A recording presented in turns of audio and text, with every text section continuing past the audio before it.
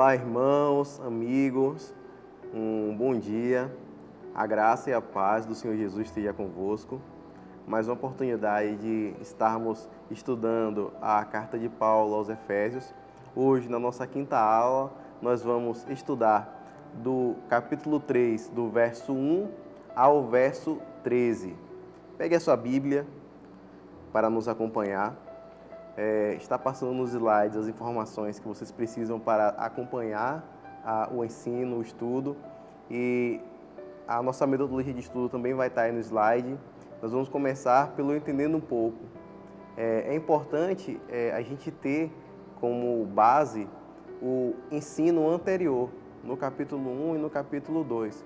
No capítulo 1, Paulo ele fala sobre o plano eterno de Deus, sobre qual era o objetivo do Senhor para a igreja.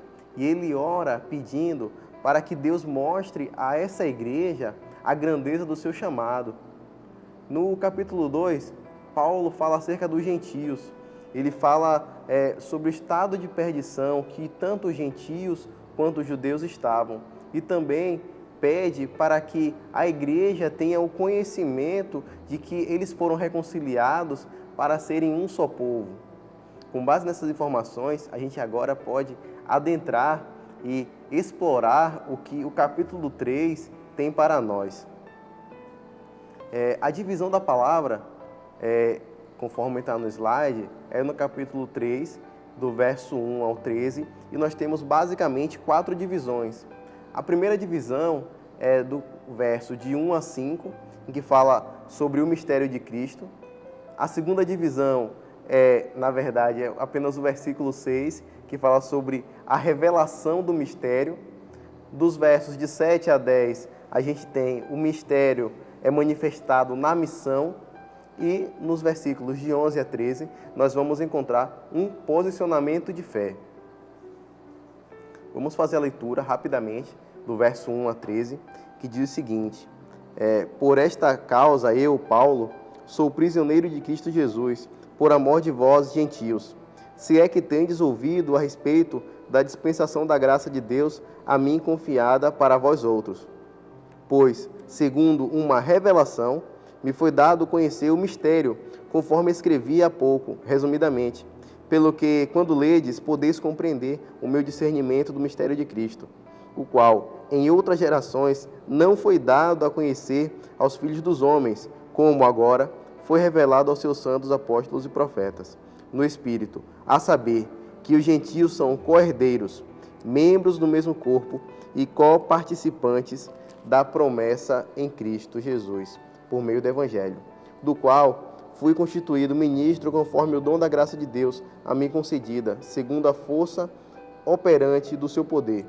A mim, o menor de todos os santos, me foi dada esta graça de pregar aos gentios o evangelho das insondáveis riquezas de Cristo e manifestar qual seja a dispensação do mistério, desde os séculos oculto em Deus que criou todas as coisas, para que, pela Igreja, a multiforme sabedoria de Deus se torne conhecida, agora dos principados e potestades, os lugares celestiais, segundo o eterno propósito que estabeleceu em Cristo Jesus, o nosso Senhor, pelo qual temos ousadia e acesso com confiança, mediante a fé nele. Portanto, vos peço que não desfaleçais nas minhas tribulações por vós, pois nisso está a vossa glória. Aleluia. Irmãos, nos versos de 1 a 5, que fala do mistério de Cristo, no verso 3.1, ele fala a seguinte coisa: por esta razão, Paulo, eu, o prisioneiro de Cristo Jesus, por amor de vós, os gentios. Paulo tem a intenção de deixar bem claro a atual situação a qual ele se encontrava. Ele estava preso em Roma. Ele estava com sua liberdade cerceada. Ele não podia ir e vir. Ele tinha amarrado a sua situação aos seus pés, às suas mãos, a sua vontade de pregar a palavra. Ele tinha amarrado a isso todo o peso do Império Romano, mas ele não desfalecia. Ele utilizava o que ele podia fazer para avançar o reino. Ao invés de utilizar os pés, ele utilizava as penas, ele utilizava as canetinhas que ele tinha na época para escrever aos irmãos, para dar orientações, para confortar e para relatar tudo o que ele tinha vivido. O que é importante a gente ter em mente é que ele não se considerava prisioneiro de Cristo, ele se considerava prisioneiro de Cristo e não de Nero. A maior prisão que ele tinha, a maior prisão que ele poderia encontrar era ter o seu coração cativo aos pés de Cristo, a palavra de Cristo. O amor que ele tinha no coração dele fazia com que toda a vontade dele fosse em prol do reino. Nenhuma autoridade ele imputava a Nero sobre a vida dele, mas sim a Cristo. Assim como nós também temos hoje em dia, que o nosso coração é cativo à palavra de Deus. Nós, através da palavra que está em nosso coração, nós podemos seguir a nossa vida com o lema de que Cristo é o nosso Senhor. Ele foi preso por amar o seu povo. Era o amor que motivou ele ser preso. Observe que naquela época, no Império Romano, havia uma ordem em que o imperador ele deveria ser adorado. Mas o problema não era o imperador ser adorado, não era você ser cristão. Porque você poderia ser cristão e adorar o imperador. Mas os cristãos, eles entendiam que se você adorasse ao Senhor, se você cresce em Deus, se você fosse um seguidor de Jesus, isso bastava. Você não poderia servir a Jesus e adorar o imperador. Você não podia servir a Jesus e adorar outros deuses. Eles aceitavam, mas o amor de Jesus é um amor que cativa e leva cativo os nossos corações. Nós não podemos servir a dois senhores. E isso motivou Paulo a ser preso e encarcerado. Em Atos 9,15, como está no slide, diz o seguinte: mas o Senhor lhe disse, vai, porque este para mim é um instrumento escolhido para levar o meu nome perante gentios e reis, bem como perante os filhos de Israel. Então, Paulo ele foi selecionado, o Senhor escolheu ele mesmo, para que a sua palavra pudesse ser levada aos gentios. Ele tinha muito conhecimento do judaísmo, ele tinha muito conhecimento filosófico e intelectual. E, além disso, ele tinha cidadania romana, o que para ele serviu muito bem para desempenhar o seu ministério, o seu papel como cristão, como líder dos gentios em Cristo. Em Atos 26, se a gente observar, o próprio Paulo, ele narra o que aconteceu com ele desde sua conversão diante do rei Agripa, e ele fala tudo o que aconteceu, todas as etapas que foram até o momento que ele estava se defendendo ante uma prisão. Então nós podemos ver que o amor é o verso central de toda a história bíblica da igreja. Nos versos 2 e 3 dizem o seguinte: se é que tendes ouvido a respeito da dispensação da graça de Deus, a mim confiada para vós outros, pois, segundo uma revelação, me foi dado a conhecer o mistério, conforme escrevi há pouco, resumidamente. Então, nós podemos entender que, primeiramente, a palavra de Deus, ela é revelada, ou seja, ela era oculta e o Senhor mesmo traz aos nossos olhos uma luz. Ele mostra o que estava escondido. E o mistério de Cristo, que Paulo fala aqui, são os dois privilégios que Deus concedeu a Paulo. O primeiro é o de revelar a sua palavra, e isso é um privilégio muito grande. E o segundo é uma comissão. Então, o mistério aponta para a questão da revelação da vontade e do propósito de Deus para a sua igreja. Ao longo do texto, Paulo emprega 3 vezes a palavra mistério, no verso 3, no verso 4 e no verso 9. E se a gente for observar, se a gente fizer uma análise da palavra, no grego, essa palavra mistério, ela significa mysterion, como está aí no slide. E o tópico diz o seguinte: mysterion, a contradição que opera na igreja.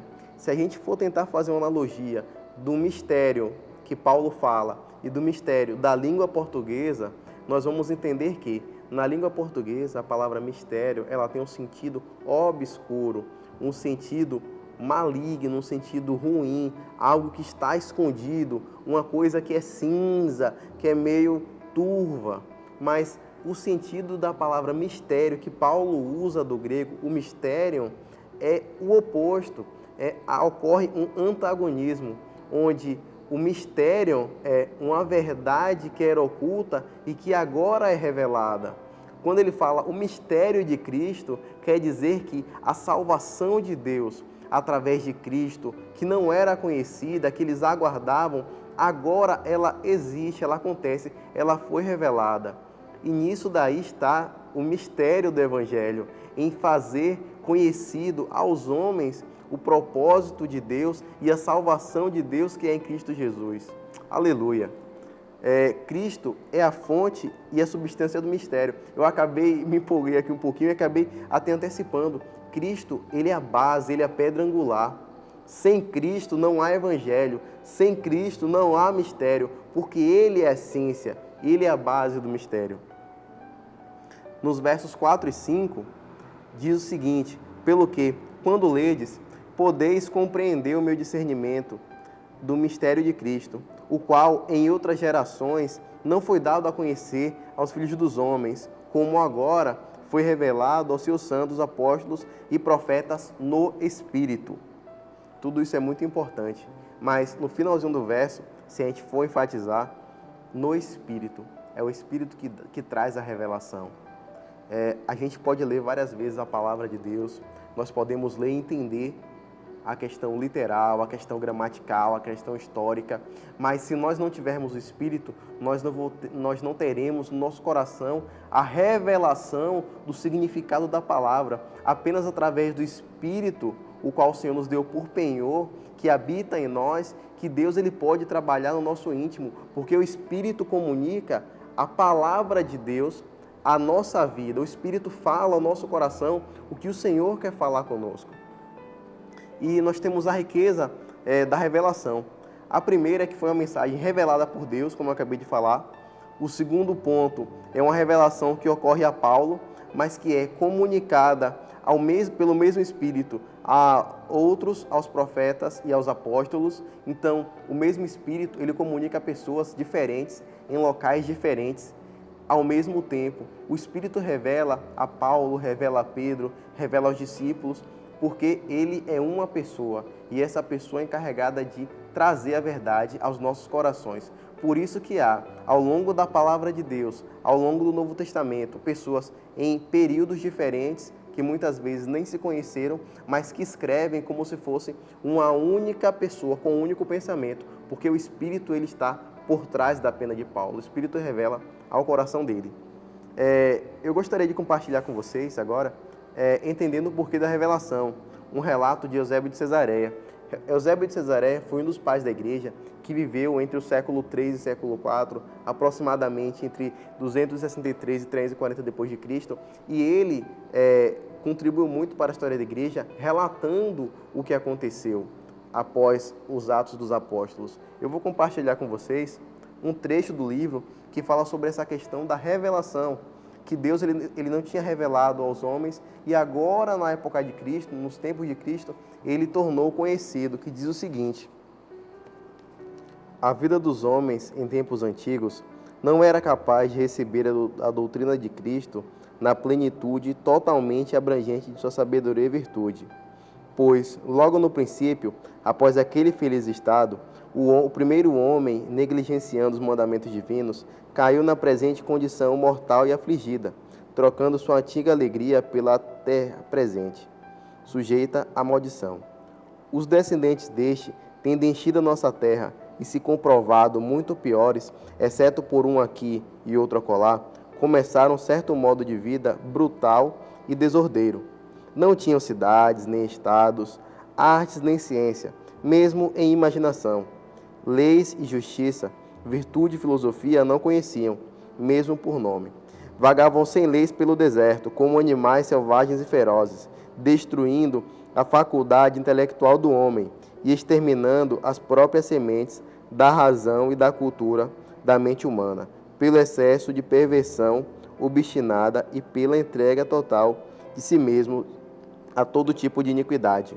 Então, nós entendemos que, num primeiro momento, a humanidade ela não estava preparada para receber a plenitude de Cristo.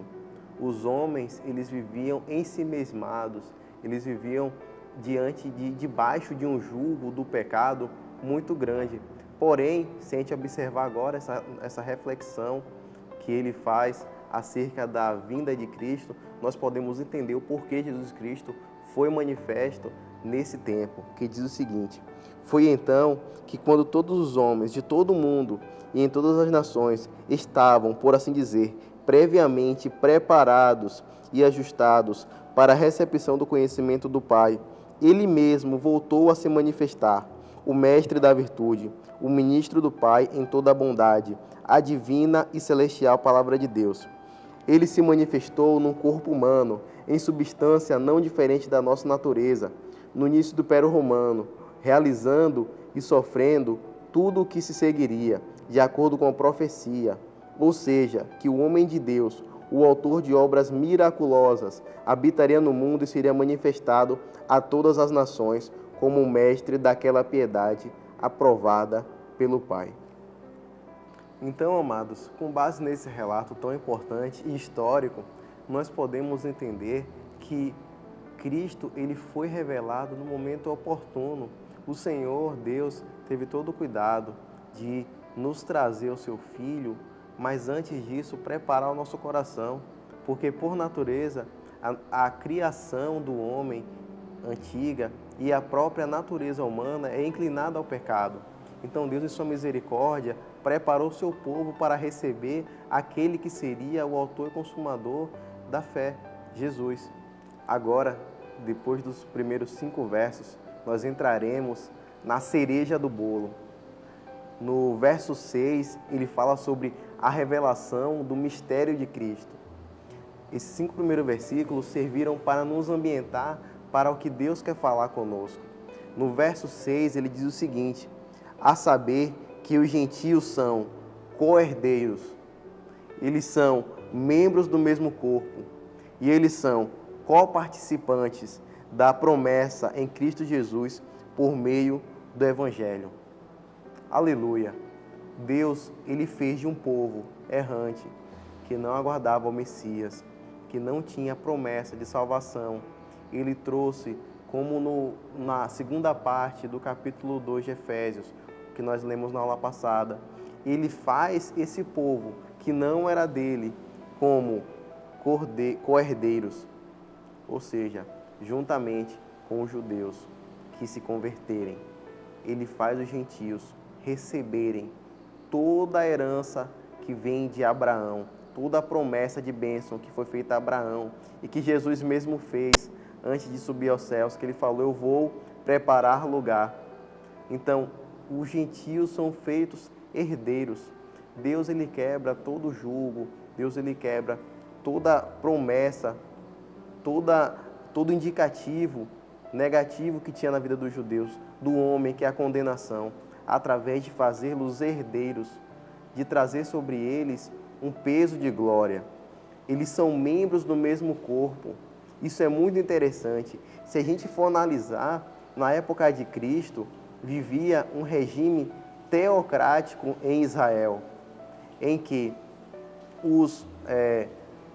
havia uma importância, havia um valor muito grande religioso que governava em conjunto com Roma e balizava todas as decisões e o modo de vida do povo. Mas Deus, ele chamou o povo dele, a sua igreja, como membros de um reino que não é nessa terra, onde pessoas de raças, de credos e de costumes diferentes esquecem as suas nacionalidades e tomam para si o brasão de Cristo, tomam para si a identidade de membros de um só corpo, é a igreja. Ele apaga com essa questão de nacionalismo ufanista, em que todos são irmãos, todos são membros, todos são importantes, todos contam e todos são direcionados para um propósito, que nesse momento é o ID do Senhor, que nós vamos abordar um pouco mais para frente, que é a comissão. E por último, o mistério é que nós somos coparticipantes. nós somos co-herdeiros, nós somos membros do mesmo corpo e nós co-participamos de todo o projeto de Deus. Se você observar no trecho abaixo, em Gênesis 12, 3, ao cumprimento da promessa feita a Abraão, que em ti serão benditas todas as famílias da terra. Deus é aquele que promete a um homem que não tinha filhos de avançada idade, que da semente dele viriam e seriam abençoadas todas as famílias da terra. Cristo, ele cumpre isso na cruz. E Paulo quer dizer que esse é o mistério. Ele faz todos como membros de um só corpo. Nos versos 7 a 10, nós temos o seguinte título: o mistério é manifestado na missão. No verso 7 e 8 dizem: do qual fui constituído ministro, conforme o dom da graça de Deus, a mim concedida, segundo a força operante do seu poder. A mim, o menor de todos os santos, me foi dada esta graça de pregar aos gentios o evangelho das insondáveis riquezas de Cristo. Aleluia! Aqui nós temos alguns princípios e parâmetros muito importantes a serem observados. Primeiro, Paulo, ele reitera a essência do ministério divino, o poder de Deus. Diferente dos sofistas, diferente dos filósofos, diferente dos teólogos da época, diferente dos fariseus ou de qualquer outra corrente religiosa, o ministério divino, ele tem como base Cristo e ele opera mediante o poder de Deus. O poder de Deus que opera na vida de Paulo e na vida da igreja por meio de Cristo, ele é o diferencial. Não havia na época nada comparado. E esse poder atua na nossa vida, hoje, ainda hoje. É com base nesse poder que as pessoas puderam crer, que elas puderam sentir.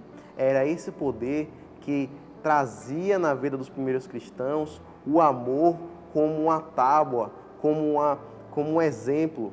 De modo que o próprio Tertuliano, né, ele fala que os cristãos eram os cristãos primeiros, os primitivos, eram reconhecidos pelo seu amor, a ponto de dar as suas vidas uns pelos outros, a ponto de se entregarem para morrer em meio a leões e bestas feras, né? Como acontecia em Roma. Então, esse poder fazia com que as pessoas perdessem o amor a essa terra e não se apegassem, entendendo que o que estava previsto para elas e o que está previsto para nós é um peso de glória nos céus.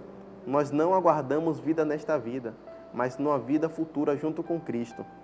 Paulo era considerado pequeno, ele se considerava pequeno. Embora tivesse o privilégio de anunciar o Evangelho de Cristo, ele se considerava o menor.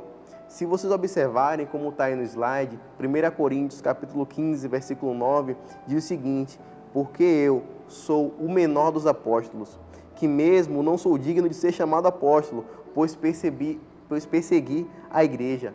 Então Paulo, ele tinha em mente que ele em nada tinha para oferecer, senão o seu amor, senão a sua vida a Cristo, porque ele perseguiu, ele tinha isso como algo negativo, mas esse ponto negativo leva ao entendimento da palavra que o seu poder, o poder de Deus, ele se aperfeiçoava nas nossas fraquezas.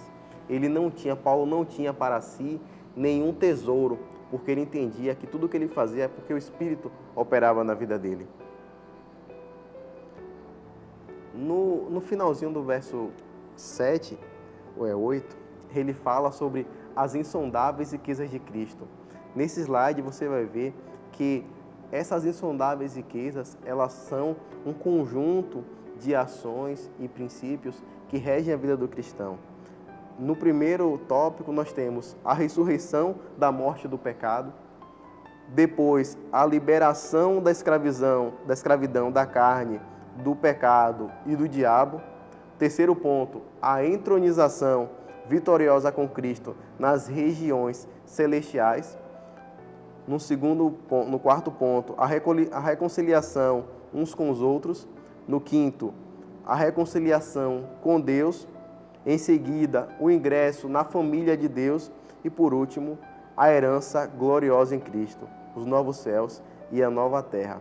essas insondáveis riquezas são o cerne do Evangelho. É o que Paulo fala que nós temos que distribuir, que apregoar, que ministrar aos corações que não conhecem a Cristo. Que assim, a vida não termina, como alguns filósofos à época acreditavam, que você morreu, acabou. Não.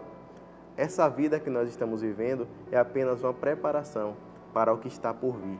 E Paulo diz no verso 7 e 8, olha, vocês têm que pregar, vocês têm que falar as insondáveis riquezas de Cristo.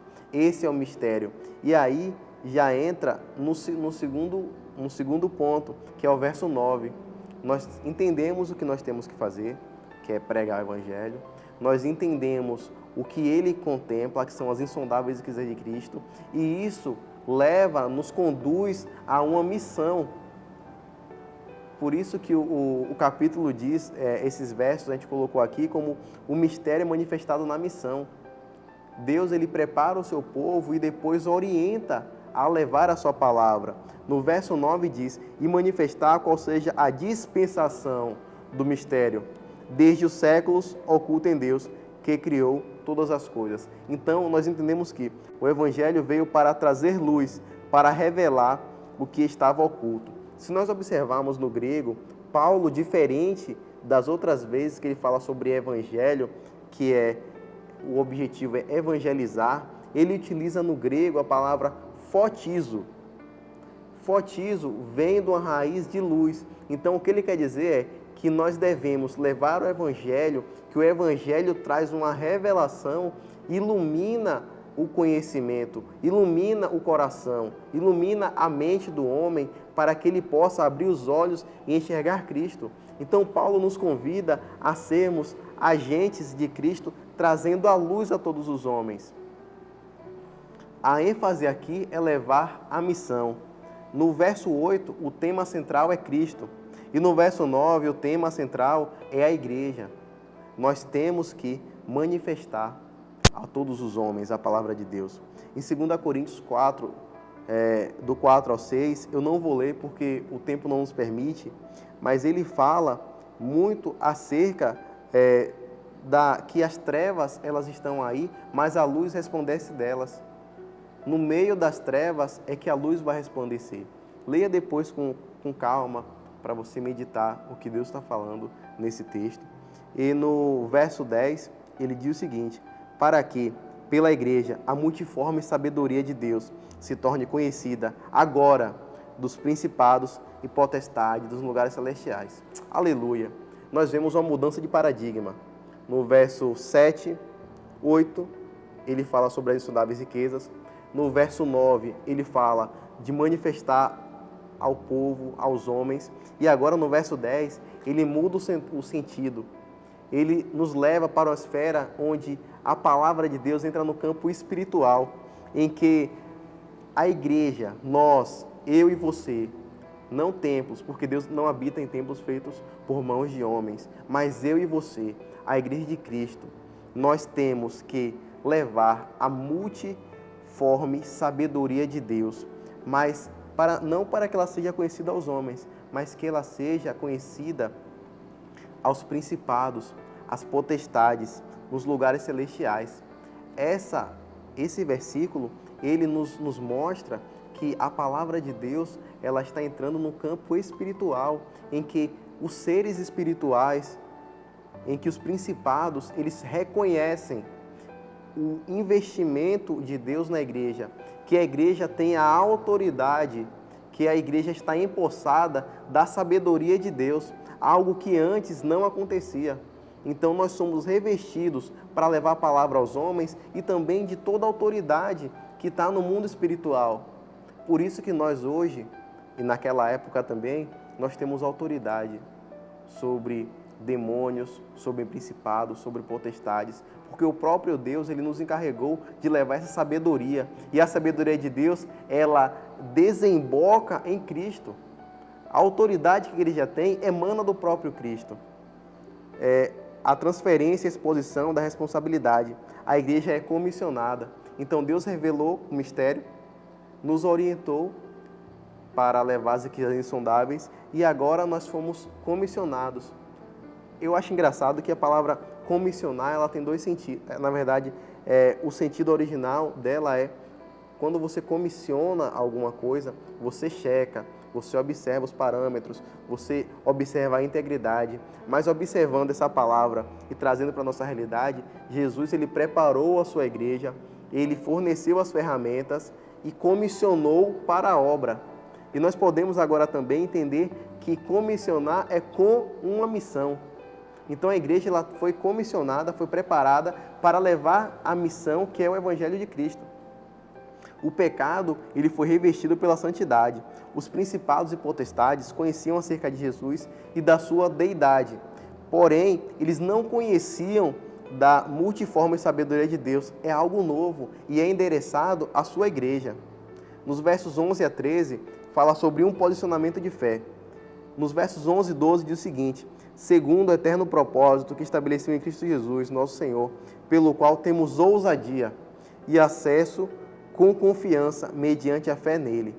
Então, Deus ele já tinha preestabelecido essa bênção a ser derramada para a igreja. O Espírito que atua na igreja, ele opera na missão. É através da missão de levar as insondáveis riquezas de Cristo que o Espírito atua na vida da igreja. E a fé, a gente tem que dar uma ênfase aqui, como um mecanismo de ação na vida da igreja. A fé em Cristo, ela gera intimidade, ela gera comunhão. Nós nos tornamos mais próximos de Deus. E essa fé, ela gera ousadia. O interessante é que se a gente analisar, a ousadia, na verdade, ela quer dizer ausência de medo. Nós não tememos nada, porque nós temos autoridade diante de Deus, junto aos homens, porque a palavra é o poder de Deus, e nós temos a autoridade espiritual, nós estamos cobertos.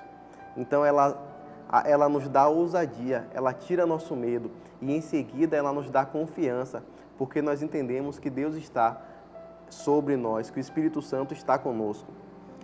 E em Hebreus 10, 19, em Atos 9, 28, eles reforçam esse entendimento que diz o seguinte: tendo, pois, irmãos, intrepidez para entrar no Santo dos Santos pelo sangue de Jesus.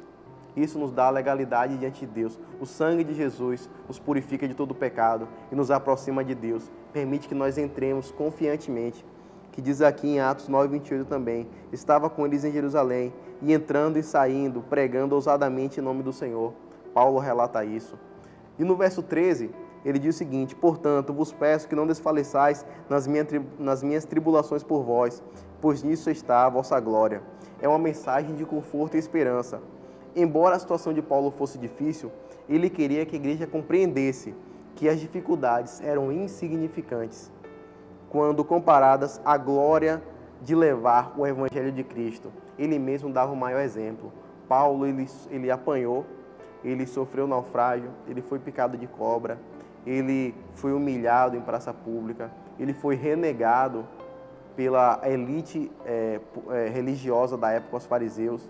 Mas tudo isso para ele era apenas uma gotinha no oceano, onde o oceano é o que está por vir, que é o que ele aguardava ansiosamente, que nós aguardamos, onde nós retemos a nossa fé, é no porvir, é na nova vida em Cristo, os novos céus e a nova terra. E tem aí 2 Coríntios 4, 16, dê uma lida depois e medite no que o Senhor vai falar com você. Agora nós vamos para o aplicando em nossas vidas. Quais foram as lições aprendidas hoje? O que é que você pôde entender? Você compreendeu sobre o mistério de Cristo? Você está levando a luz da palavra a todos os homens, o fotizo, a iluminação. Você está levando isso? E o nosso texto vai continuar agora. A mensagem que a gente sempre traz ao término dos estudos, que diz o seguinte: dai-me 100 homens que nada temam, senão o pecado, e que nada desejam, senão a Deus, e eu abalarei o mundo. John Wesley. Que Deus os abençoe. Amém.